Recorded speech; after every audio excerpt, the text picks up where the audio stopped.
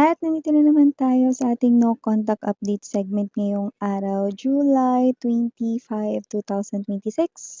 So, kukunin natin ang real-time energies ng person mo, no? Pwede mong isipin siya, no? At i-post tong video na to habang ginagawa yon. No? Then, tapos ka na, resume back mo lang, no? Ang video reading na ito. Yan, no? Siyempre, natin gender dito, by lalaki, LGBT, lahat ay welcome. Okay?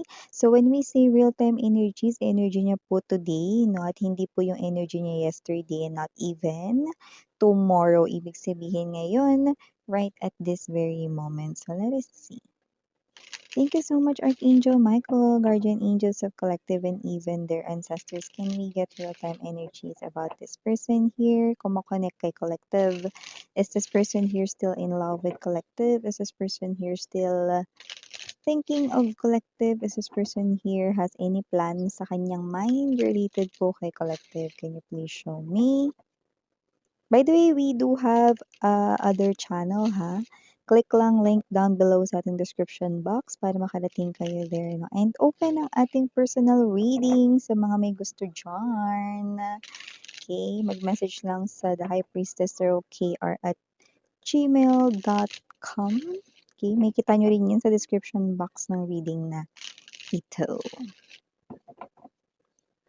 Real-time energies.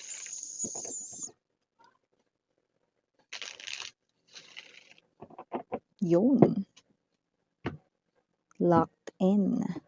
So, meron ditong energy siya ng Two of Coins. Ace of Wands. Page of Coins. Death energy. Six of Wands. The Hangman. Bottom of the deck, King of Swords. Nine of Cups. And the Knight of Cups. Okay. So, whoever this energy is, no, bakit daw hindi nyo muling subukan or i-try? Ano? Let me try again. Bagong-bago yung kanta. So kasi naman 'tong energy na 'to na bakit hindi niyo daw muling subukan, 'yan 'no. So ibig sabihin ang ibig niyang sabihin doon 'no ay rebirth 'no, pagbubukas 'no. Pansinin mo yung dalawang door sa likuran 'no, ang nasa kaliwa ay sarado habang ang nasa kanan ay konti yung pagbukas 'no, pero may nakikita ka ritong light, 'di ba? Na parang 'pag binuksan mo masisilaw ka dito 'no, sa iyong makikita 'no. Parang, 'pag binuksan mo ang aliwalas fresh na 'no, parang pagbukas mo na may mga paru-paro, daming mga bulaklak, 'yan 'no. Huwag kang mag-alala 'no, yung pintuan na 'yan hindi pagtawid sa kabilang buhay. Kundi sa isang new beginning, 'yan 'no, new beginning dito ng inyong relationship 'no. Kasi ito yung ex mo rito 'no na, may energy na nagbanggit na ito sa inyo 'no na ba't hindi niyo subukan pero baka hindi niyo pa siya nababalikan ng sagot. Okay, maaaring kayo ito na, nape-pressure siya kasi parang hindi niya alam rito kung ano yung magiging sagot mo, kinakabahan siya habang hindi ka pa nakakapagbigay ng iyong sagot. So, iniisip niya rito na kung hindi ka sumagot, puwedeng ikaw ito 'no na, hindi mo alam kung ire-reject mo ba 'yun or hindi. Pero yung iba baka naman na kaya ka hindi sumagot dahil rejection means yes, silence means yes, okay. So, hindi niya alam. Kaya itong person na 'to 'no ay parang magcha-chat sa'yo or tatawagan ka niya basta makikipag-communicate siya sa'yo rito 'no. Hindi para itanong ng gagamit siya ng tanong, hindi yung gagamit siya ng tanong, kundi, may kinalaman doon 'no, sa huli niyang tinanong sa'yo 'no. Kasi may energy siya rito na ayaw niya na magmukhang paulit-ulit siya dito. Pero very bothered siya sa sagot mo, lalo na kung ito ay medyo matagal-tagal na, 'yan 'no. Hindi niya alam rito 'no, kung nire-reject mo na ba talaga siya 'no, or siya ito 'no, na walang alam sa sagot mo 'no. Kaya magpa-follow up siya rito pero hindi ng another tanong, okay. So, parang dito 'no, sa kanyang pangalawang attempt ng kanya ritong pag-send ng mensahe or pagtawag sa'yo 'no, parang ibi-build up niya yung kanya ritong sarili 'no or parang magbabanggit siya ng ano yung puwede mong i-expect dito sa inyong connection if ever na bibigyan mo siya rito ng, isa pang chance 'no or last chance ganyan, okey. So, parang pagdagdag yun para mas mabigyan ng linaw kung ano ang, parang makatulong sa'yo kung ano ang dapat mong maging desisyon. Okay, so gano'ng klase ng energy. So lumalabas dito 'no that with the Ace of Wands and there's this Six of Wands, this person right in here 'no ay nakikita ko 'no na talagang alam mo yon 'no, hindi siya mapakali 'no, parang habang siya ay gumagawa ng kanyang mga dapat na gawin 'no, whether that's work related 'no, or yung iba kasi dito parang hindi work related o baka naman studying pa yung iba 'no, 'yan 'no. Iba naman dito may ginagawa like let's say household chores, mga ganyan 'no. Pero tingin ng tingin sa phone, 'yan. Yung iba I'm seeing parang may lanyard, yung iba may gamit ng gano'n. So, puwedeng yung lanyard na body na, nakasabit sa body, puwede rin naman nasa kamay 'no, habang naglilinis siya ng tingin sa kanyang phone 'no. Tinitingnan niya rito kung nag-reply ka na ba, sumagot ka na ba, 'no, abanger siya.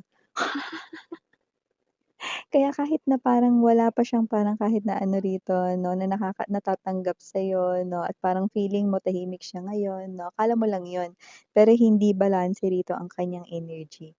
Sinusubukan niyang maging balanse ang kanyang energy niya, mas nakikita niya pa na kaya niyang balansehin yung kanya ritong ginagawa 'no, habang iniisip ka, I mean, kaya niya ritong balansehin yung ginagawa niya 'no, kaysa doon sa balansehin kung ano yung magiging sagot mo. See, kung sino man 'tong energy na 'to 'no, stuck dito sa kanyang situation with this hangman energy.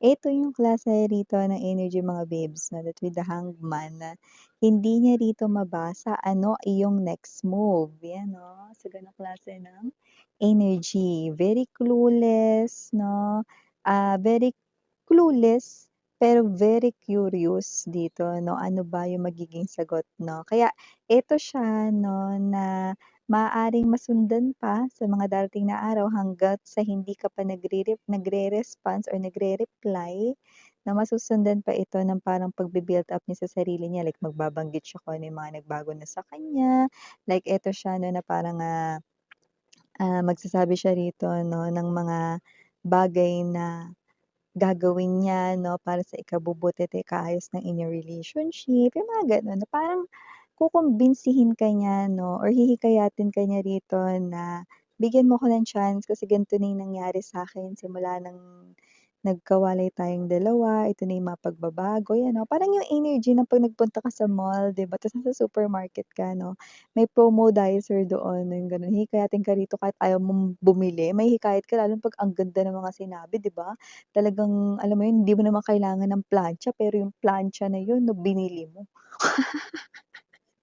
Kasi nahikayat ka 'no, so ganun yung dating na nangyayari dito. This person here will try to send you another message 'no, or another phone call 'no, telling you 'no, yung kanya ritong mga ginagawa 'no, how inspired siya ngayon 'no, because of you. Paano siya rito mas motivate because of you. Mga ganun yung energy niya rito. So definitely gusto niya rito na makadagdag or makatulong sa desisyon rito 'no, na gagawin mo. Iba sa inyo maaaring nakausap niya kayo dito, sinabi mo lang na, "Pag-isipan ko." Gano'n, taray. Pag-isipan ko muna, you know, parang gano'n yung energy mo. And then, okey, puwedeng hindi mo pa siya binabalikan dito, okey? So, puwedeng nahihirapan ka rin dito magdesisyon, mag-isip, ganyan, okey?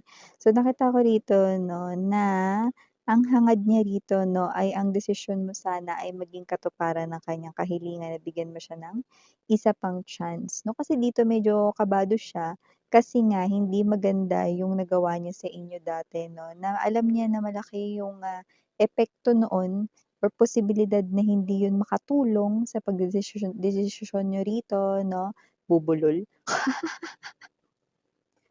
ng positibong or parang pabor sa kanya na desisyon. Kaya medyo kinakabahan siya kasi parang feeling niya alanganin, yun. So with this Knight of Cups energy, I do see that this person here will still wait rito sa'yo 'no, pero alam mo, kung makikita mo lang kung gaano siya kaaligaga rito 'no, parang alam mo yung everyday is a survival mode ta's kada andar ng oras, kada lipas ng oras 'no, ay parang lagi siya nagpa-panic, kinakabahan siya, yung mga gano'ng klase ng energy 'no, tapos wala ka pa sagot na hindi talaga siya nakakatulog. Simula nung na-hang up siya doon sa tanong na yun na hindi ka pa nakapagbigay ng sagot. O kasi gusto niya rito na i-try mo, okey, na nasubukan ulit ang inyong relationship, 'yan 'no. Kaya malakas siya manghamon kasi totoong nagbago na siya. Kaya malakas siya ritong manghamon, kasi itong person na 'to 'no, ay nakita na rito very evidently yung changes na positive dito sa kaniyang, emotion, sa kaniyang mental 'no, so lahat-lahat na. Ta's nakita natin dito actions and words ay nagtatama na. Okay, very aligned dito sa kanya and I do see that whoever this energy is, this person here wants the best out of this connection, okay? This person here did matured, yan 'no, nag-mature talaga siya rito mga babes 'no. From page nakita ko siyang nag-level up sa king. So kung sino 'tong energy, wala tayong gender dito, So ibig sabihin itong person na 'to na hindi biro yung ginawa niya dito na parang pagbabago kasi alam mo naman 'di ba, dun nga lang sa bisyo na parang hirap baguhin lalo na 'pag nakasanayan mo example na lamang 'no, kunyari ako, 'di ba? Example, mahilig ako sa kape tapos hindi ko 'yun kayang bawasan at mas lalong hindi ko 'yun kayang tanggalin sa buhay ko, 'di ba? So, parang gano'n din 'yun 'no. So, dito maaaring naging mahirap sa kanya 'no, rito yung mga pagbabago kasi ang dami niyang kailangang baguhin sa kanyang sarili na iniisip niya talaga, piniga niya talaga rito yung brain niya para alalahanin, ano ba yung mga ayaw sa'kin ni collective, ano ba yung mga gusto niyang gawin ko, 'yan. So yun yung sinubukan niya ritong baguhin unti-unti, kaya yung iba rito natagalan 'no, parang alam mo yun mga babes, lumipas dito yung mga taon 'no, pero kinaya, 'di ba? Nakita ko dito na kinaya niya kasi alam niya na yun yung bagay na malaki yung makatutulong 'no. Eh, paano kung sabihin mo ulit na, "O sige pumayag ka ulit na mag-try kayo ulit rito 'no, na magbalikan sa isa't isa," 'di ba? So, isang malaking, what's this, isang malaki rin yun na blessing para sa kanya kasi alam niya rin na yung mga yun kaya mo pinatatanggal kasi hindi rin yun makabubuti para sa kanya, 'di ba? Pero matigas yung bungo niya dati. Pero nung naghiwalay kayo, naintindihan niya na. Kaya nakita natin dito na kung sino man 'tong energy na 'to, nalampasan niya 'yun. This is victory, Six of Wands energy. So, nakita ko dito na very proud itong haharap sa inyo 'no, kasi kaya malakas yung loob niya rito 'no, na magbanggit ng mga ganito, ganyan 'no, na mga pagbabago kasi nangyari talaga. 'Yan yung nakikita ko dito. Okay. So maliban din diyan nakita ko rin na ngayong araw mukhang meron siya ritong kakausapin 'no, na isang taong malapit sa'yo rito, 'yan. So puwedeng 'yun yung tao na pakikiusapan niya para maging tulay sa inyong muling, pagbabalikan. Siguro hihingi siya dun ng tulong para magkaayos kayong dalawa 'no, at itong tao na 'to 'no ay hindi magiging madali ang kanila rito 'no, na pakikipag-usap doon kagaya nga ng nabanggit ko maaaring yun ay malapit or ka-close mo kaya mga babes 'no, kung ka-close mo yun ibig sabihin bias bias siya sa'yo. Kampi siya sa'yo.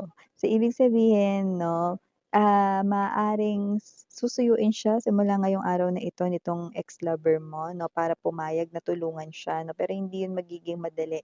Maaaring hindi ngayong araw makumbinsi niya itong tao na 'to 'no, pero nakikita ko na makukumbinsi niya rin ito, yan 'no. So, yan ang nakikita ko ditong ginagawa niyang hakbang, yan.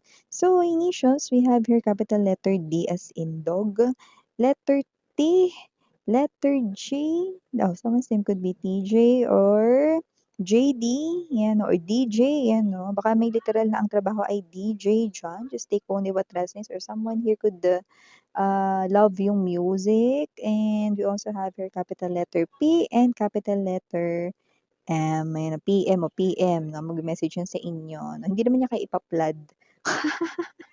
Pero magse-send siya rito sa inyo ng mga mensahe at yung iba tatawagan pa kayo. Pero 'wag kayong mag-alala na hindi naman mahaba yung tawag na yun, okey? Parang ibi-build up niya lang yung self niya sa'yo 'no. okay? Nang hindi yung mayabang yung datingan, okay? So, small letters we have here, N, I, T, C, B as in boy, and last but not the least, A. So, ito yung mga mensahe nakuha natin para sa'yo, mahal. Again, name Yuriana, only for the girls and Yana, do not for the boys. Sarang hayo, love and light, Hidra. 안녕.